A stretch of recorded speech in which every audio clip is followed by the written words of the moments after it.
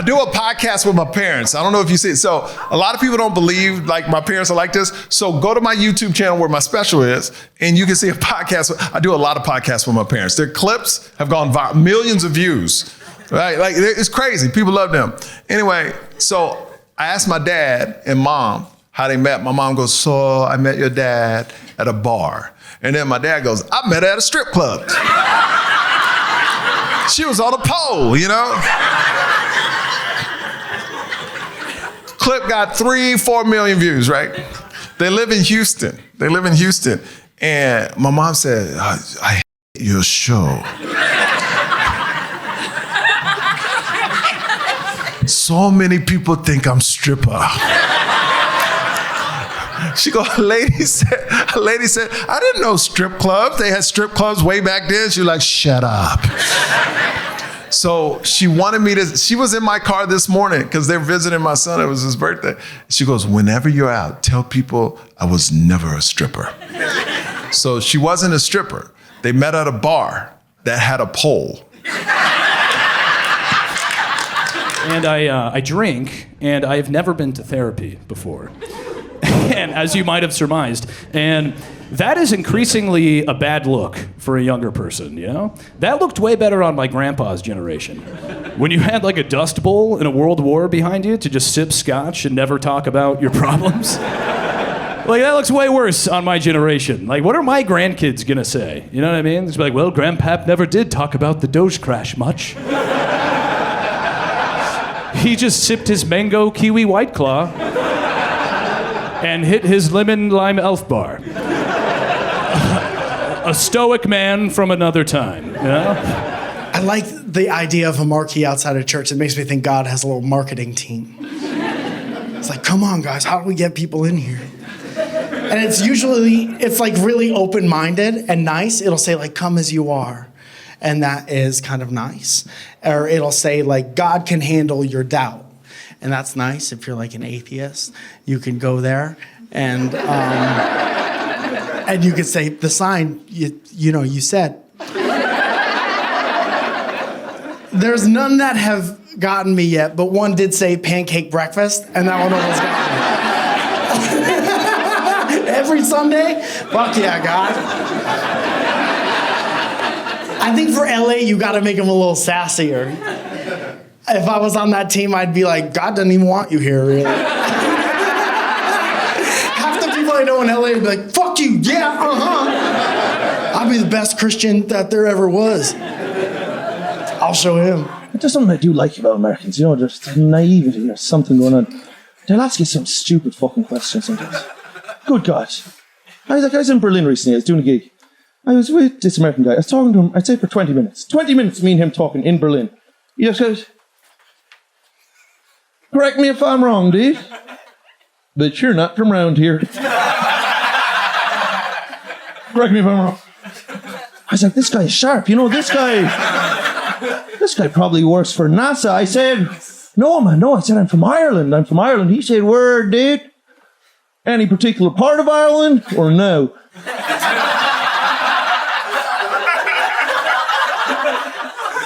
No. Just generally Ireland. We never knew exactly where, Our address at home was always just apartment number 2, Ireland, the world.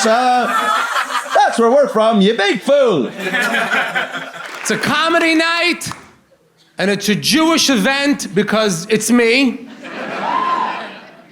and it's not a fundraiser.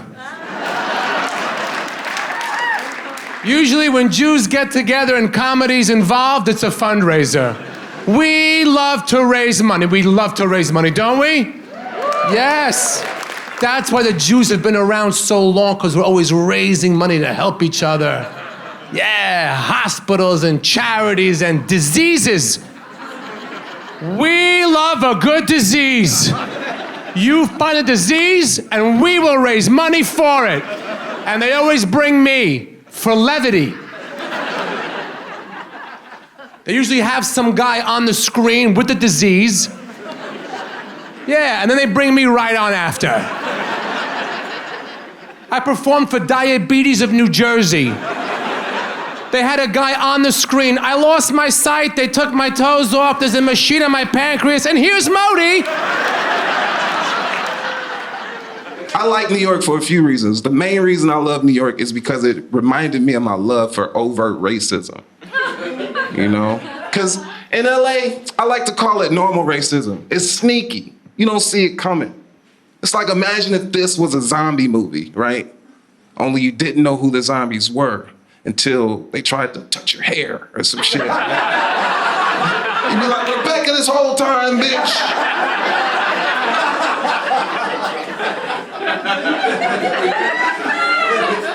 In New York, it's overt. It's like morning breath. You get it instantly, right? It's all stairs in New York. So one day I ordered an Uber, and the Uber was 8 minutes away. So I run downstairs to wait for the Uber. The driver literally pulls up to me, looks me in the eyes, cancels the ride, drives off. I was pissed, because he could have did that before he even came. He saw my profile picture. I was mad because he made me wait 8 minutes for racism to arrive. I wear my emotions outwards. Like, you could tell what I'm going through, right? And one time I went out with this young lady. It was cool. I'm out with her again, right? Now it's the third time we out. She's like rubbing my head, right? I just got a fresh shaved head. That shit's amazing. And she said, what's going on with you? I can feel your energy. It's real negative. What's going on with you? It's like I feel your spirit. I was like, my cousin robbed my mama. You know what I mean? My mom can't do for herself a lot, and they took advantage of her, and they stole a bunch of money. And she was like, I'm gonna teach you how to hide your anger. She's like, there's evil people in this world, and they can even be your family. But when you walk in, everybody can see your cards. I'm gonna teach you how to hide that. You understand? And I was like, yeah. Like, maybe an hour later, she gave me some head.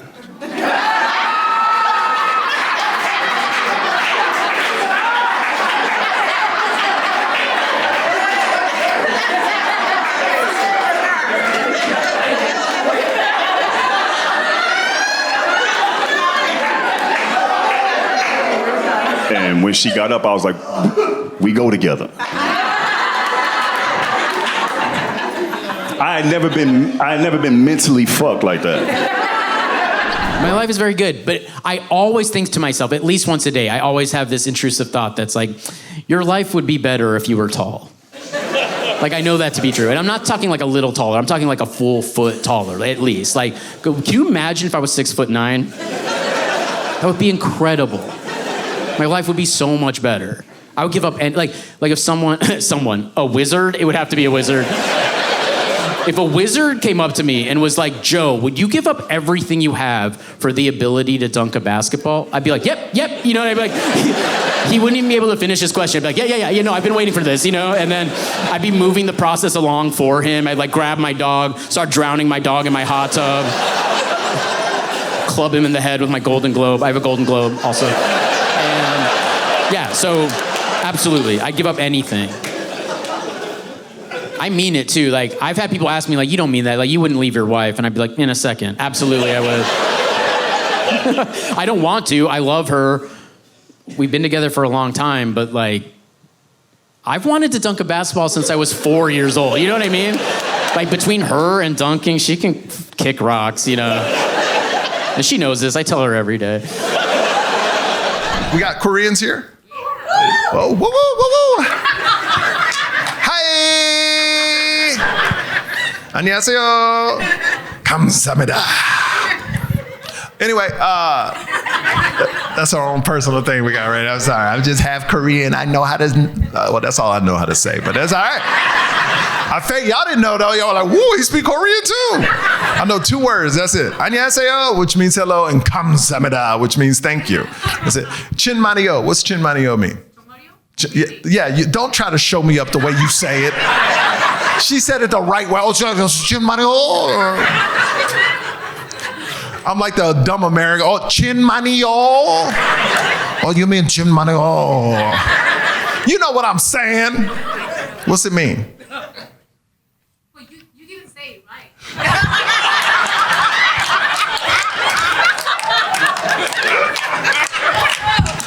It's a true.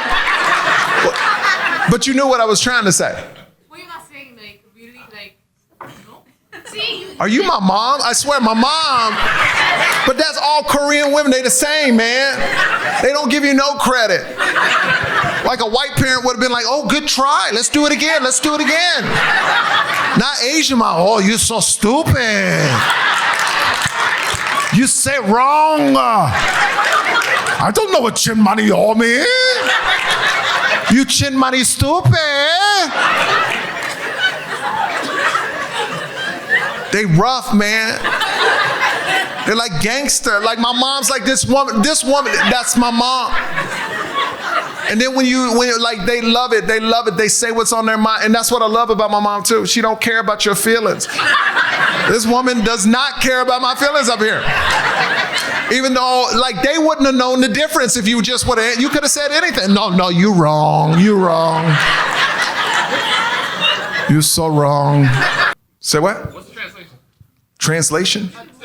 Yeah. Huh? Oh, she never told us. I don't know.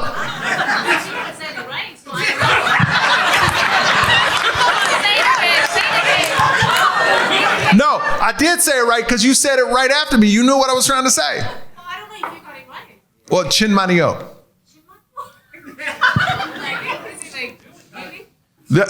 Really? Really? That means really. Oh, that means really. Oh.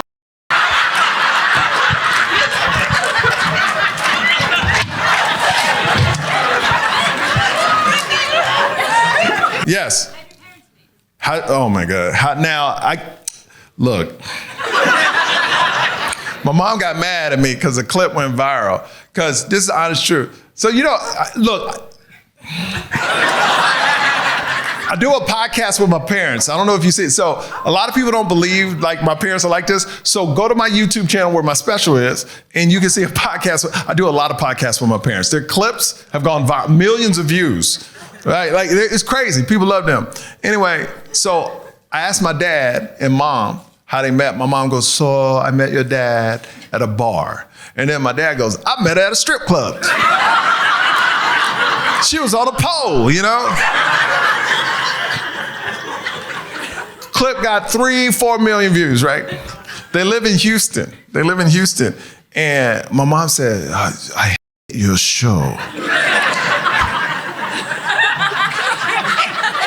So many people think I'm stripper. She goes, a lady said, I didn't know strip clubs. They had strip clubs way back then. She was like, shut up. So she wanted me to, she was in my car this morning because they're visiting my son. It was his birthday. She goes, whenever you're out, tell people I was never a stripper. So she wasn't a stripper. They met at a bar that had a pole.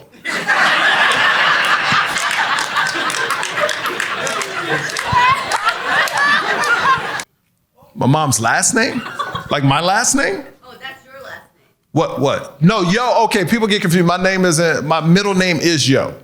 Because my mom, that's her name is Kamoki Yo. These Koreans are with me, man. You're trying to, you laughing at me again. Kamoki Yo. Yeah, but it's like 2 syllables, not 3 syllables. Wow. It's 2 syllables, not 3 syllables. You say it. Gumok. Yeah. Gumokyo.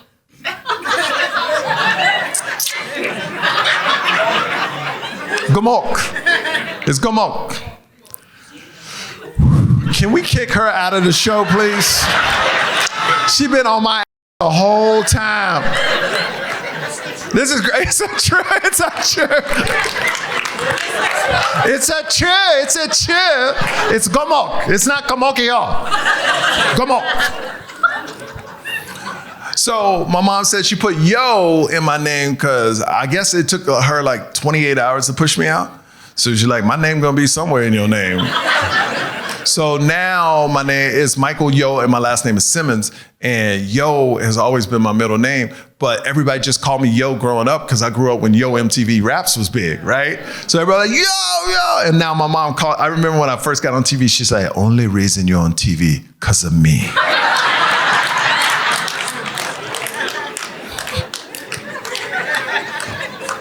But also, you know, like she said, it's Kamok, but all the family members call my mom, you know, it's spelled K-U-M, you know? So everybody calls my mom Cum.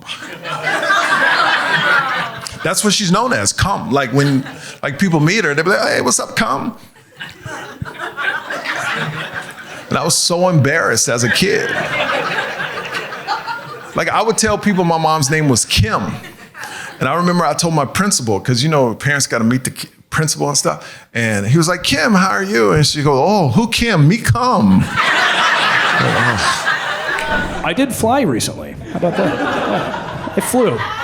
And yeah, I went to Europe with some friends last year, and I was watching a movie on the flight. Have you ever been watching a movie on a long flight, and then there's like a softcore sex scene in the movie? I had never felt like a bigger pervert in my life. I was leaning into the guy next to me. I was like, this is like a normal movie, by the way.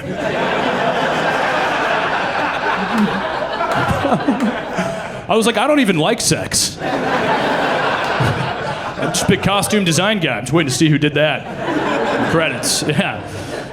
But the scene just like kept going on, you know? I leaned back over to him at one point. By the way, he hadn't said anything to me. I was like, this is what people do, you know? I was like, they have sex, so grow up. I was like, we're all adults here.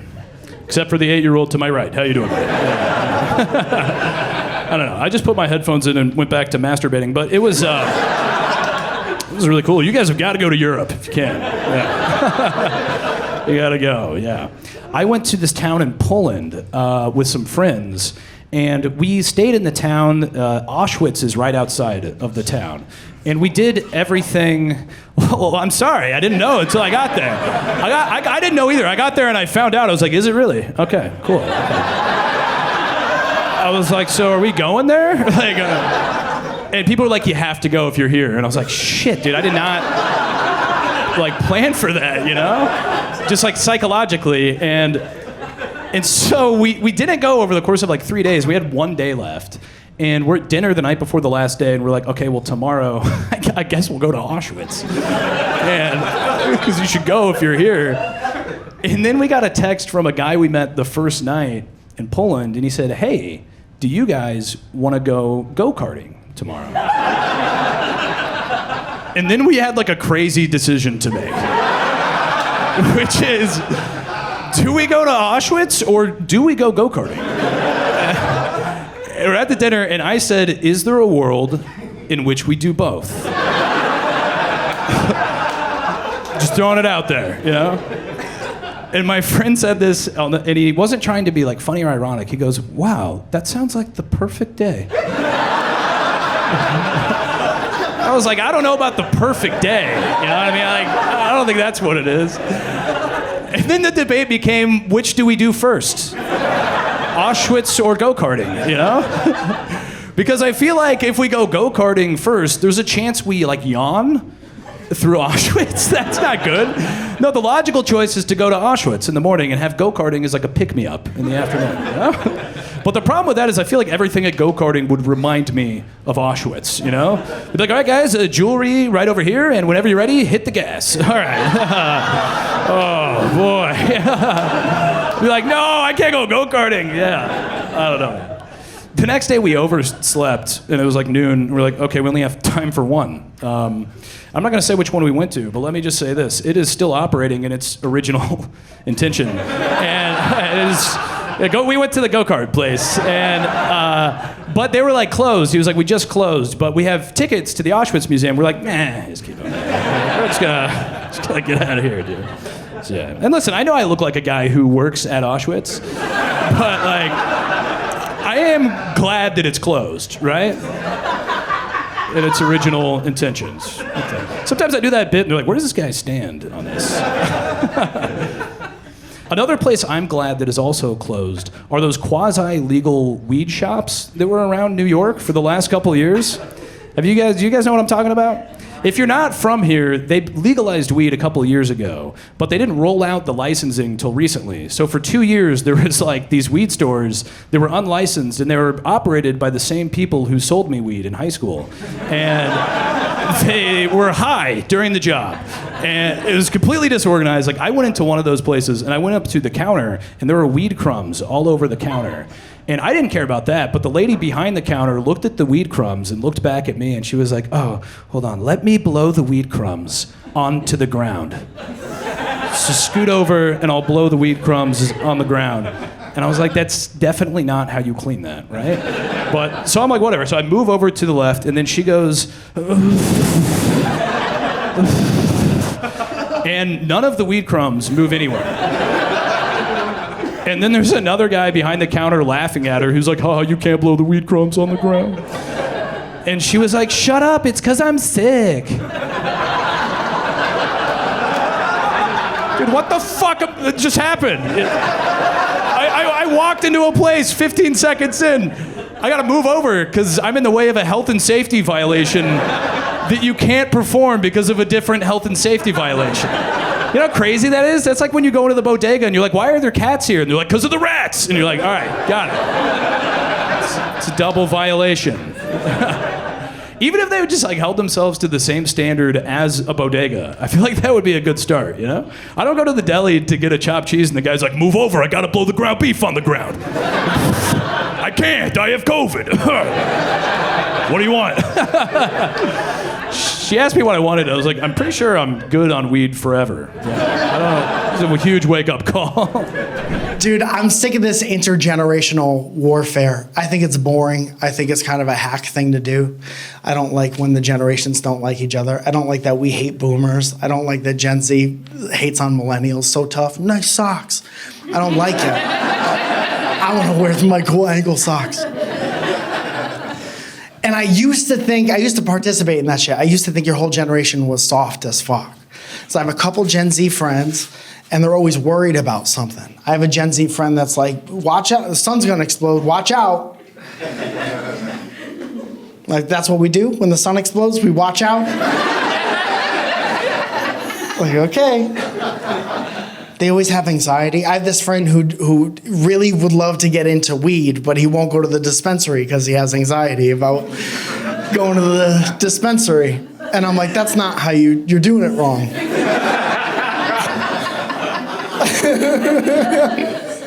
It was so much tougher when we as millennials tried to buy weed.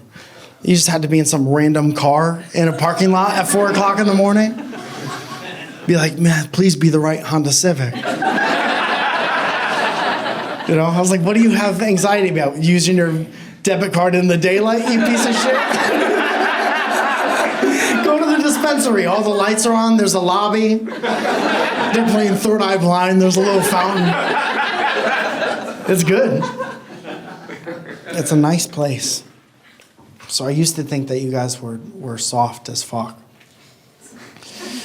I was like, why? You got all the good stuff. You got all the good technology. You could edit text now. That's made me a better friend, better husband. Never missed a birthday, turns out. You guys got VR? You do VR yet? It's nice. You guys should check it out. That's like your shit. That's a very Gen Z thing is to have. Dude, I remember as a millennial going to the mall and getting my first cell phone. And being like, hey, here's your Nokia. Don't put it in your pocket. You'll be dead in 10 minutes. You put this phone in your pocket. And then with VR, Gen Z is like, let's put our laptops on our eyes. And just see. Maybe we'll just see. So I used to think that you guys were soft as shit, but a couple things have happened to help me turn that around a little bit. I saw, during one of my walks, I saw a Gen Z girl get into a minor fender bender car accident with an older lady. And they both rolled down their window, and the first thing the Gen Z girl says is, honestly, we did not slay this, she said. And I was like, okay, I love you guys. That's the hardest shit I ever heard somebody say after a car accident. Honestly, we did not slay that. Is that what you tell Geico? Is that what you tell insurance? Hey, it's just Geico. What happened? I can tell you what did not happen. We did not slay, mama. Okay, do you want us to send someone? Is the car total? No, the car is total, but the vibes remain immaculate. So pretty good. so I don't bully the younger generation. I try not to bully anyone. That's not completely true. I like to bully the bullies. I was given permission to do that at a young age. That was my favorite thing. I'll never forget that. I was an only child, and I was getting bullied at school, and I came home, and I was very upset. And my mom was like, "Why are you very upset?" And I said, "The guys at school are saying bad stuff." And I was crying. My mom was like, "What did they say?" I said, "Mom, I don't want to say. It's too gross." My mom was like, Tell me what they said." And I said, "Okay, Mom. They said I fucked your mom."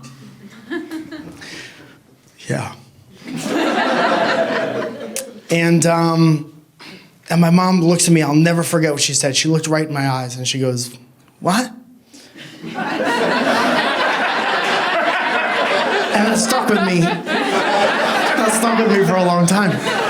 She goes, "You know that's not true, right?" I said, "I was hoping. I was hoping that wasn't true." And she goes, "Those kids are bullies, and I want you to know that you should go back into that school, and you should use your wit, and you should use the truth, and you could bully those kids. I give you permission to bully those kids." And so I walked into that fucking school the next day. I said, "Listen up, you little pieces of shit.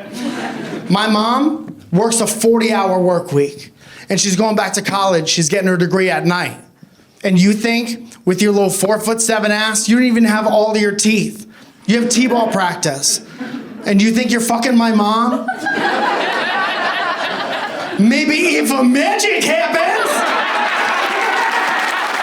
But that's the thing, because I have a thing in me. I don't know, 'cause I grew up with religion. Like, I need to believe in shit, you know? I just have that in me. I need to believe in shit.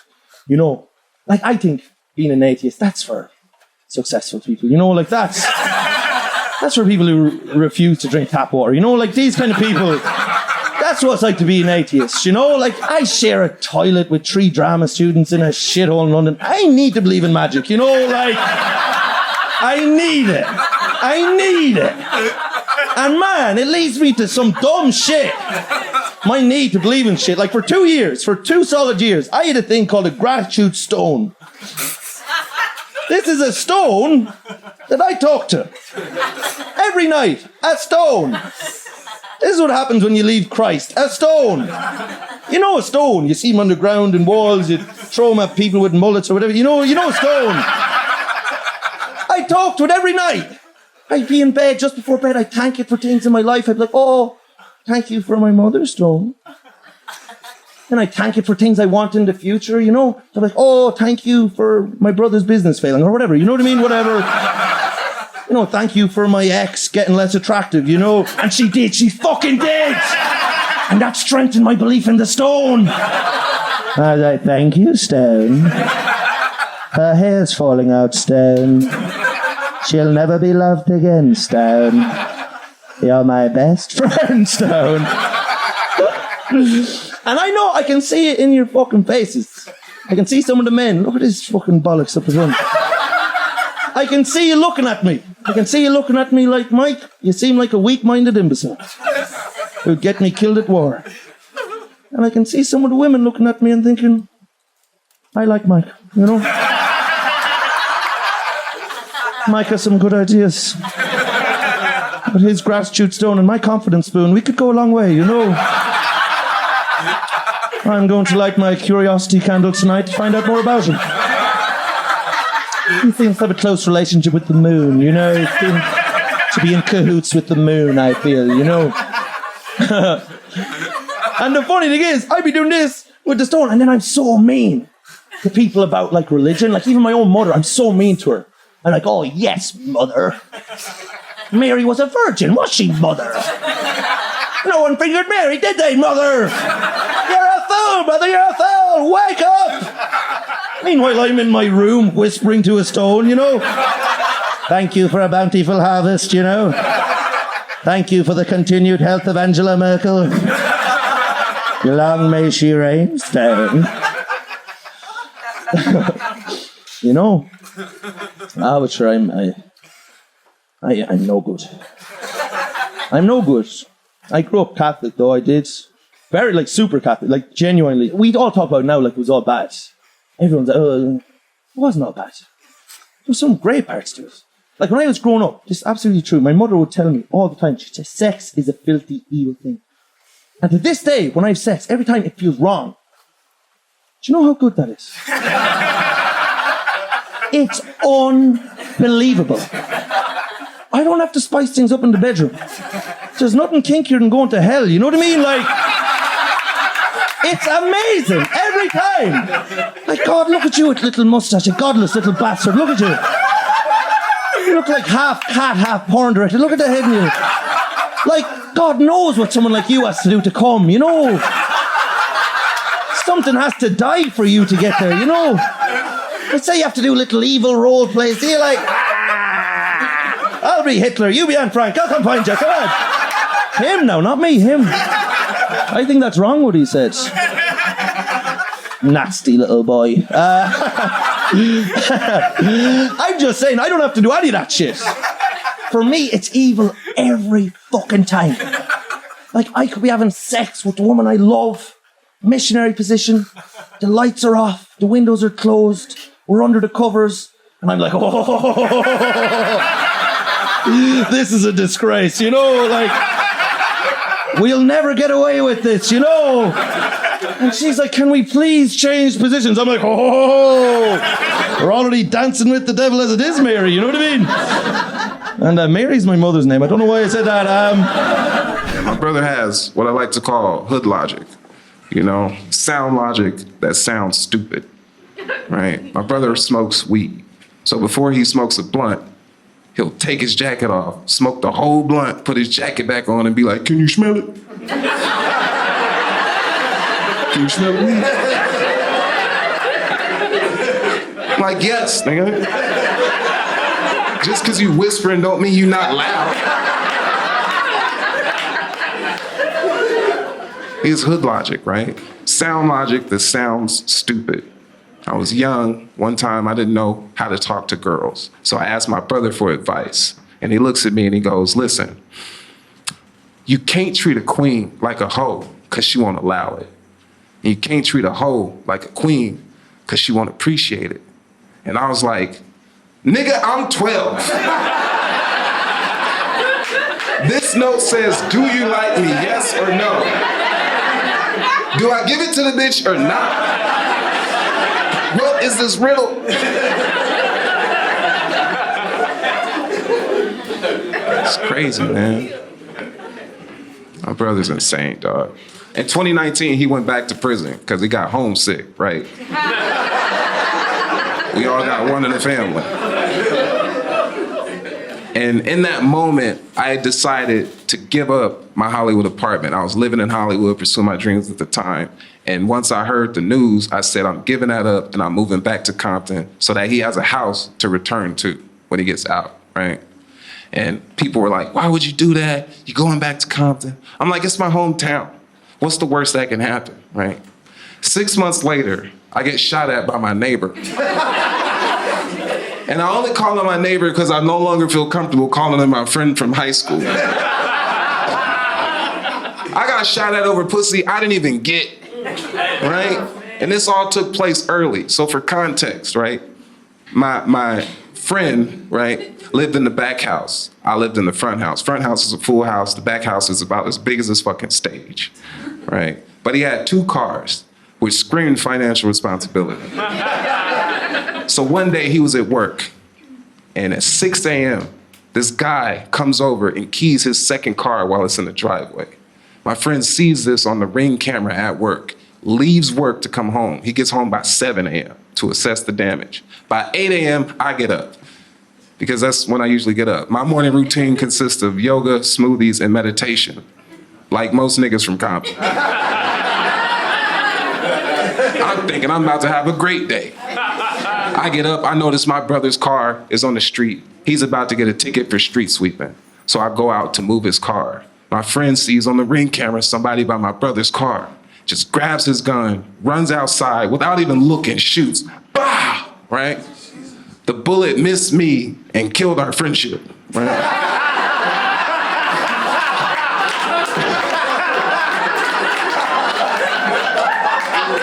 I was like, unfollow, right?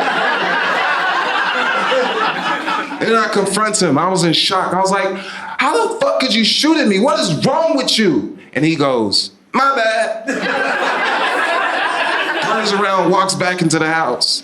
And I was frustrated. I was furious. I was like, this ain't where this is about to end. So I get my gun and I call another friend to bring his gun, because 2 guns is better than 1. We go to the back house. I knock on the door. Hey, bro, you gotta move. He immediately goes, you right.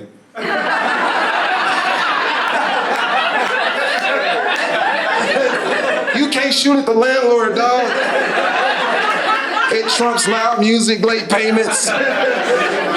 You know? And I know some of y'all probably thinking, that's it? You didn't call the cops? I didn't. He was my friend and a felon in possession of an illegal firearm that I sold him. I didn't know I had to put "don't shoot at me" on the receipt.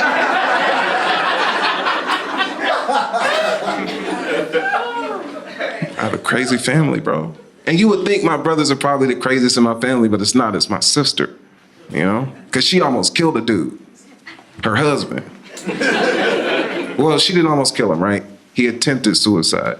He failed, but he tried. And she would have me believe that this took place because she asked for a divorce. So he got all worked up and jumped off a 2-story building into a massive pile of medical bills.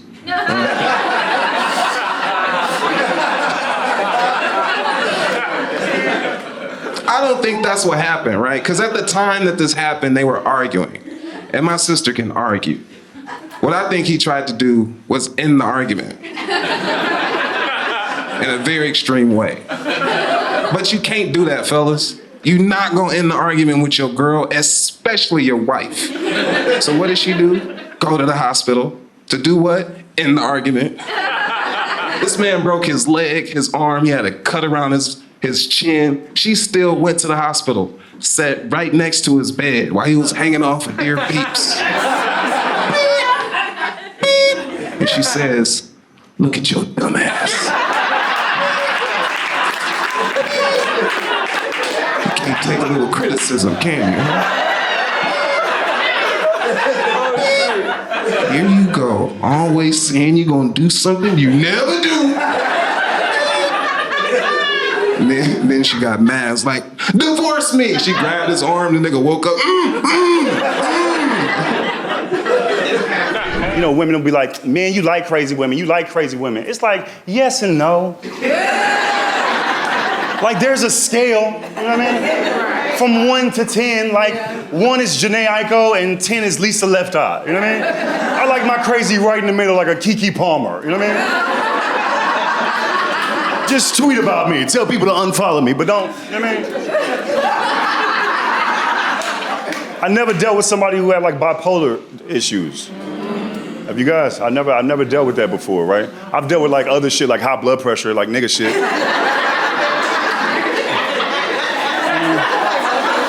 Put that salt down. I know how to do that. I'm trying to live. You know what I mean? I know how to. You know? Bipolar, I had never dealt with in my life, right? But I'm learning with bipolar, like they got like a weird laugh when they angry, right? Like she would get mad. She's like, ha ha.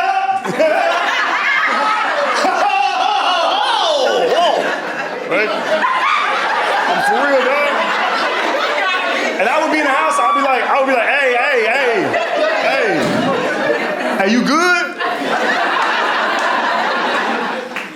She's like, I'm good, nigga. I'm like, all right, bet. You know what I mean? I'm like, all right, you don't act like no punk. Like, all right, well, maybe she from the hood, I don't know. Right? Then when she got mad, I found out like bipolar people, she got mad, she don't never want to be here. Right? When she got mad, she's like, I don't even want to be here right now. And I was like, oh, where you want to go?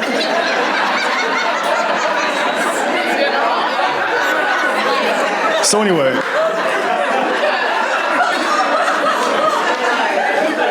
She's talking about killing herself, right? So I step outside and I call her family.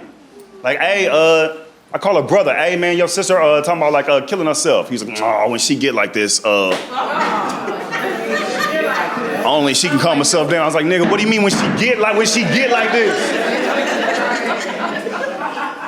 So this is what happened, dog, right? She drinking one night, she watching one of them little reality shows, right?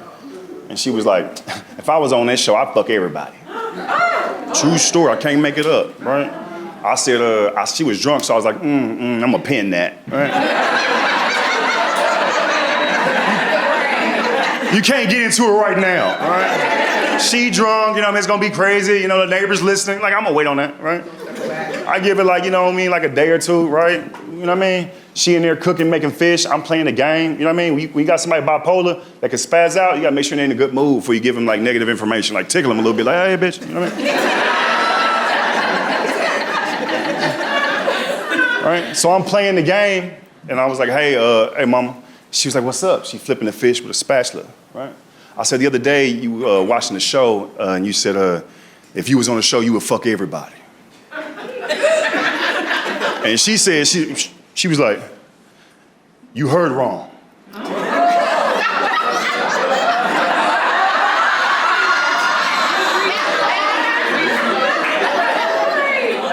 And I said, my ego was in play. I said, what you mean I heard wrong? And she said, motherfucker, you heard wrong. What if I did say it? What that mean, right? And I said, well, I feel like you're trying to play me right now, right? At that time, she was like, she took the spatula and she took her hand, she started flipping the fish with her hand. Right?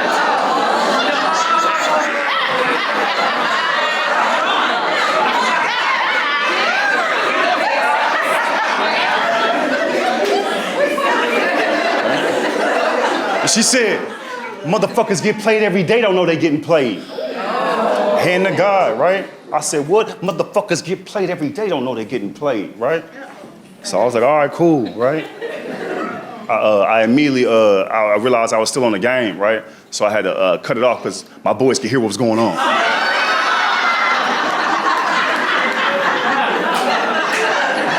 My boy Isaiah was like, damn, nigga. She beat you, nigga? I just unplugged the game, like, shut the fuck up, right? And listen, I'm about 6'4", 240. When you my size, I gotta be aware, right? I don't want to get up like aggressively, right? You know what I mean? To try to trigger her, right? Because she going crazy. She flipping fish with her hand. You know what I mean? So I don't get up fast, right? I just get up in slow motion, right? And I kind of like pop lock my way to the door, right? Because I'm really just trying to make it to my freedom, right? Because the door is where my freedom is. I'm pop locking, right? And it confused her because she started doing the same shit. Like, what the fuck are you doing? Right? I get my keys. I'm outside. I live downtown LA. I'm this dude. I'm walking around like outside, talking to my friends. Anybody that listen, I'm calling all my married homeboys. They laughing. Like, dog, she going crazy. Like, I think she finna tear my shit. This bitch is bipolar, right? This homeless dude like bipolar. Right? Shit, was she flipping the fish with her hand? Was she flipping the fish? He showed me his hand. I know something about bipolar, baby. I said, mind your business. You the one outside, playboy.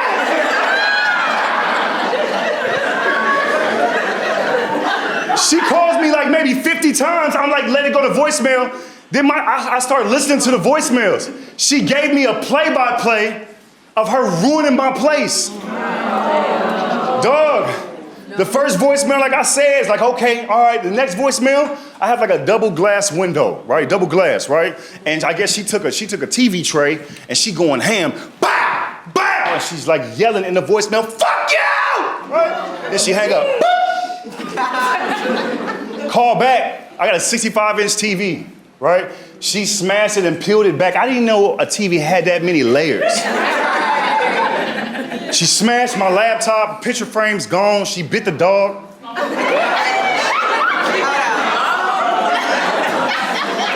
She bit the Frenchie called me, nigga, where are you? That ain't got shit to do with this, Sydney. She ate my food in front of me. If you don't come get this lady.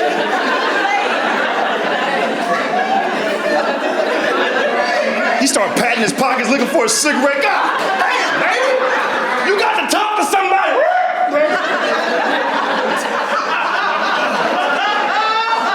Dog going crazy, right? Then she go in my room, right? And she take a knife, and not only do she like stab the wall, she like stab it and drag it, right? Like here and just like, huh, right?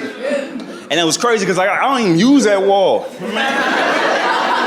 That's not even my shit, dog, you know what I mean? She dragging the wall, my neighbor's like, hey, you know what I mean?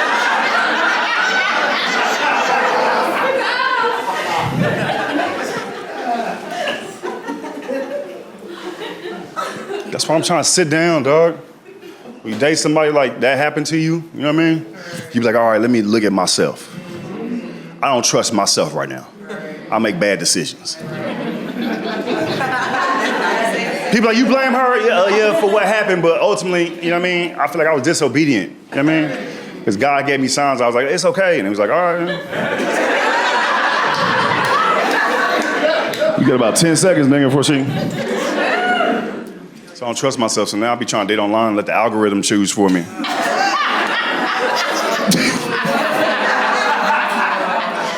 Dating online suck, man. That's what nobody tell you, dog. Yeah. Cause everybody lying online. Everybody online be like, I'm a great catch. I'm like, no, you not. That's why we all here, you know? My all-time favorite show is Swamp People. These are goyim that live in a swamp. And they're hunting the crocodiles or alligators, whatever beasts are floating down there. And there's 8 people in the cast, and if you put them all together, there's one full set of teeth. They all speak English, and you can't understand a word they are saying. Painting on the land bound this hung and bar in the jambalaya. You didn't go in the house, hang on, bear dirty, so very jambalaya. I didn't go in the house, I'm going to be in this harbor jambalaya. Season 2, they began to put captions in. So now you can understand what they're saying. We worked hard today, we got the alligator, now we're gonna go pick up jambalaya. Now, I had no idea what jambalaya was. I thought it was his cousin from the other swamp. Jambalaya is a stew, a cholent that they eat. And it's full of everything in the world that's not kosher. Shrimp and eel and crab and the pig's foot and the pig's tail and the pig's neshama, the pig's soul is in there. And they're fressing this, they're yum jambalaya, gonna yum jambalaya. Ah, my sister made the jambalaya, yummy, yummy. Geschmack of jambalaya, jambalaya. Nobody on Fauda is ever this happy.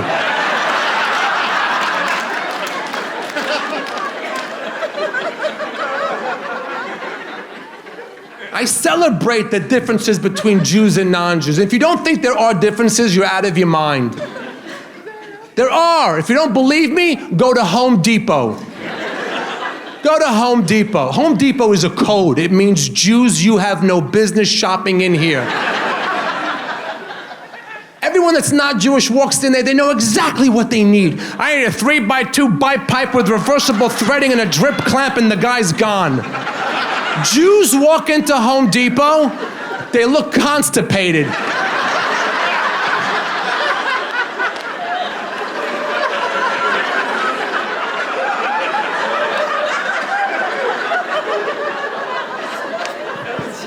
And then a half hour, does anybody work here? Does anybody work here out of pity, out of Rachmanis? They come over to help us. What are you looking for there, Jew? And we have no idea what the stuff's even called. I'm looking for the thing that goes inside. It's the piece that goes in before you put the other, you screw in the piece that's in. Oh, an anchor, that's it, an anchor.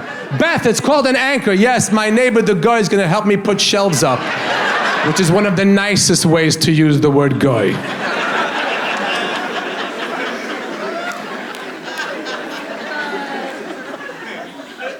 Anti-Semitism.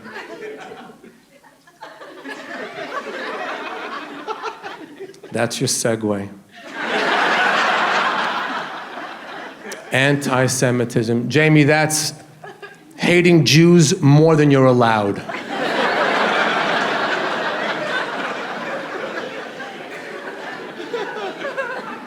Anti-Semitism is at another level now. It's like it's like hidden anti-Semitism. You know, back in the day, you saw a guy with a yarmulke, you punched him. Today it's not original anymore. Now it's hidden anti-Semitism. Every time you do those COVID health questionnaires on your phone, you go, no, no, no, no, no, I accept. You go to the next page.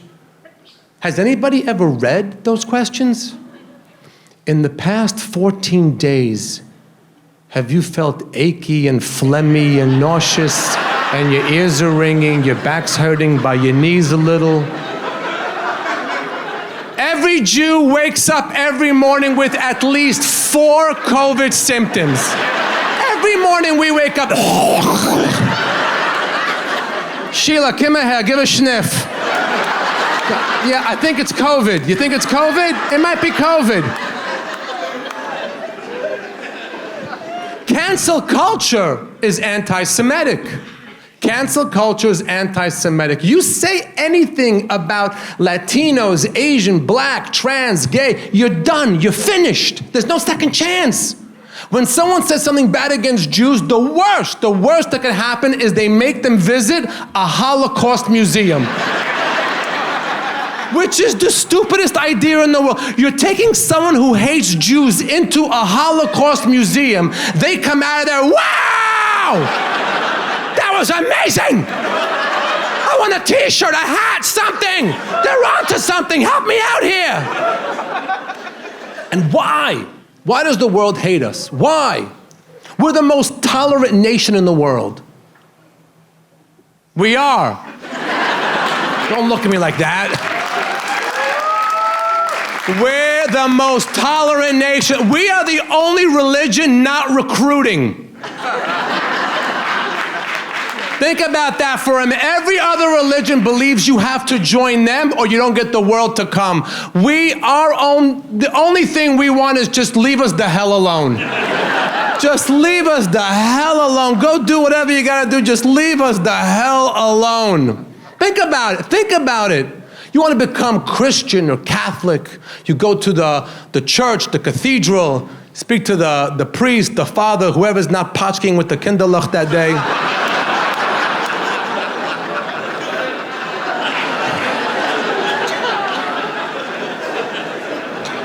You say to him, I want to become a Christian. In 2 seconds, oh, he died for your sins. He loves you. He's a cookie you wouldn't give your dog. And you're in. You want to become a Muslim, even easier. You go to a mosque or a prison. And you say to the imam, I want to become a Muslim. In 2 seconds, and you're in. Want to become a Jew? Go to a rabbi. Hey, rabbi, I want to become a Jew. What's the first thing he says? No, you don't. The chutzpah to tell the guy, no, you don't. But they come again, really, rabbi, I want to become a Jew. It's not for you. And if they really, really, really want to become Jewish, they have to spend a whole year almost keeping the Sabbath. Like most of you. So I had an idea. If you want to become Jewish, it should be easier but harder. If you want to become Jewish, the only thing you have to do is fly. Fly from New York to Tel Aviv. And Tel Aviv back to New York. With 5 conditions. El Al. Israeli airline. Afternoon flight. Middle seat. No sleeping pill. Economy. Imagine what this poor soul will have to experience. On one side, some massive Israeli with hair coming out of everywhere. How you are? How you are? How are you? you are? איך אומרים את זה? How you say, how are you are our? How are you are? Or maybe you get a full-blown chassid that comes, the full outfit comes over to you. Hello. My name is Moshe Aaron Shleimi de Komisha Maloni. And for the next 12 hours, the only thing I'm gonna do is fakrazel mapayas. I'm gonna fakrazel mapayas for 12 hours straight. Just look like this, put a lot behind my ear. You're gonna think I stopped, but then I'm gonna fakrazel some more and fakrazel around my payas, and you're gonna wanna not look, but you can't not look. When they fakrazel their payas, it's mesmerizing. You fly back and forth and tell me you still want to be Jewish, I'll sign off on the paperwork. So yeah, I know I talk a lot of shit on stage. I don't know what that's about. It's a complex I have because in real life, I need you guys to know as you're leaving tonight, I am a good boy, okay? I'm a good boy. Like, I follow the rules. I don't get in trouble. I've only been in trouble once in my life, honestly. I got suspended in 4th grade on some bullshit. I'm still mad about it. Here's what you need to know is when I was a kid, both my parents were lawyers. They were both trial attorneys. So one of the ways I got positive reinforcement as a kid was when I was at the dinner table and used a new big word in a sentence. And every time I dropped a big new word, my dad would look at me and he'd be like, very big word, congratulations. And I'd be like, thank you, Daddy. I do it for you. Whatever, we all have kinks as kids. That was my kid kink. So I was always on the hunt for big new words, right? And so one day I'm at recess, met the monkey bars with my friend Francis.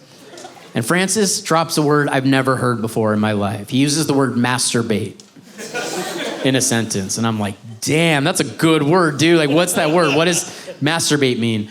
And to this day, I don't know if Francis was messing with me or if he was confused, but he looked me right in the eye and he said, masturbate means cheating. And I was like, got it. You know, I was like, no further questions. Locked and loaded. I cannot wait to use this big new word. And I'm in class a couple weeks later. I'm sitting across from this girl, Brittany. And I hate Brittany. Like to this day, I've never hated a person more than this girl, Brittany. She was awful for a million reasons, just a wretched, wretched creature. But the worst thing about Brittany to me was that she came from a family of hardcore evangelical missionaries. So every summer, she and her family would go to China and convert Chinese people, it sounded like against their will, to evangelical Christianity. And so she'd come back after summer break bragging about all these Chinese people she converted. Fucking gross. But the reason I hated her is because I was the only Jew in class. So every day at lunch, she tried to convert me to evangelical Christianity.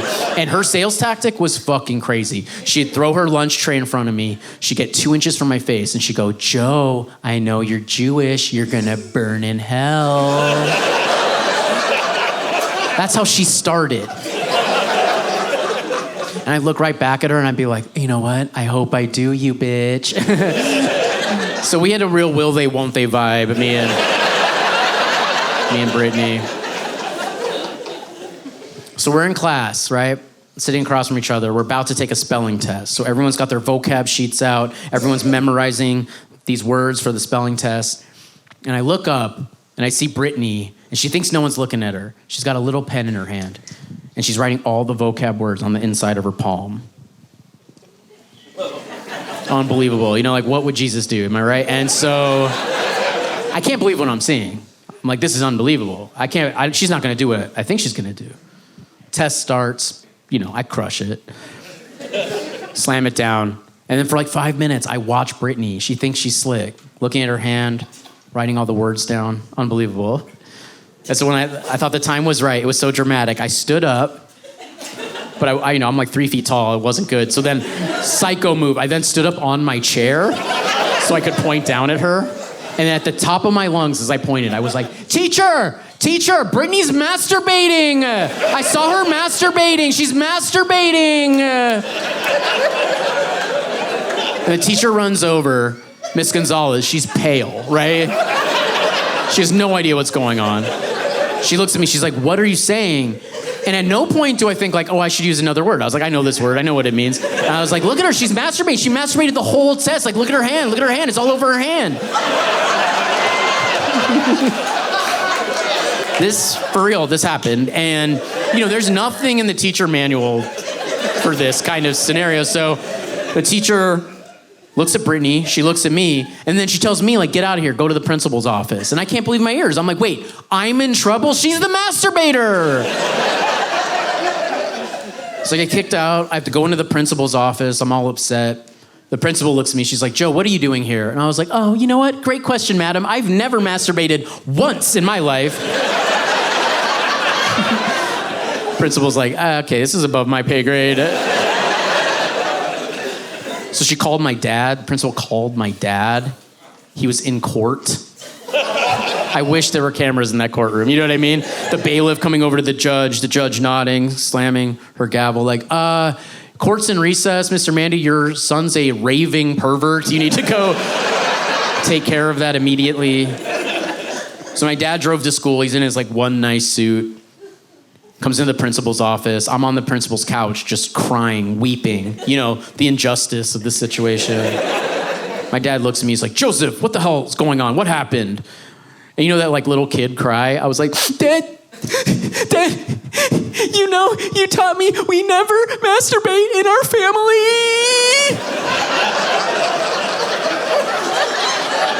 My dad's like, I have no idea what that is in reference to. What's that? He's suspended? Yeah, he's suspended. And so my dad grabs me, we leave school, he throws me in the car, he's all confused, pissed off. We're driving home. Takes him a while, maybe 20 minutes or so. My dad sort of susses out what happened. And he looks at me and he's like, Joseph, you're not in trouble. I just need you to tell me what you think this word masturbate means. And I look up at it and I'm like, it means cheating, right? And my dad's like, well, it's sort of a gray area. Depends what you're looking at, how often you're looking at it. No, he didn't say anything. He just started laughing at me, which made me furious. I was like, this is no laughing matter. We get home. My mom is home. My mom asks my dad what happened. My dad explains everything to my mom. My mom starts laughing. My dad starts laughing again. Everyone's laughing. And I'm about to start crying. I'm just like, this isn't funny. I'm suspended, And my mom sees that I'm freaking out. And she goes, Joseph, it's okay. Sit at the dinner table. I'm going to make you a snack so you can calm down. So she made me quickly a sandwich and poured some orange juice. And she gave it to me. And I ate the sandwich. And yeah, so anyway, that's the day I tried mayonnaise for the first time.